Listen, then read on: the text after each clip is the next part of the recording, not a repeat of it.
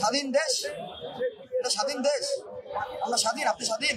স্বাধীন না ভাই, এই হলো অবস্থা। এখন আমাদের দাবি দেওয়া যদি ভাইয়া না মেনে নেয়, আমরা এখান থেকে যাবো না। আমরা আমাদের মানে শেষ, আমরা শেষ চূড়ায় দাঁড়াইছি। 17 বছর একটা ফ্যামিলিতে ভাইয়া, এমন আপনাদেরকে বলি, একটা পরিবারের মা তার ছেলের টাকায় ওষুধ খাই, ট্রিটমেন্ট চলত। ছেলের যখন সাজা হয়ে গেল 6 মাস পর ওই মা মারা গেল ওষুধের অভাবে। এটা কে? আপনি দেখছেন? আমি দেখছি? আপনি জেলে যান, দেখতে পাচ্ছেন।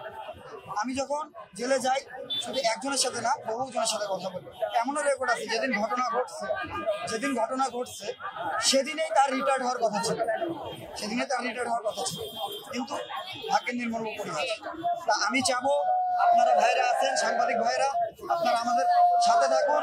বর্তমান দেশের যে প্রধান উপদেষ্টা আছে উনি যেন আমাদের এই বিষয়টা দেখে। আমরা অধীর আগ্রহে আশায় ছিলাম এই 17 বছর কোনো একদিন সূর্য উঠবে। এই সূর্যটা আমাদের ভাই ব্রাদার, ছাত্র ভাইরা, ছাত্রী বোনেরা আন্দোলন করে রক্ত দিয়ে এই সূর্য উঠিয়েছে।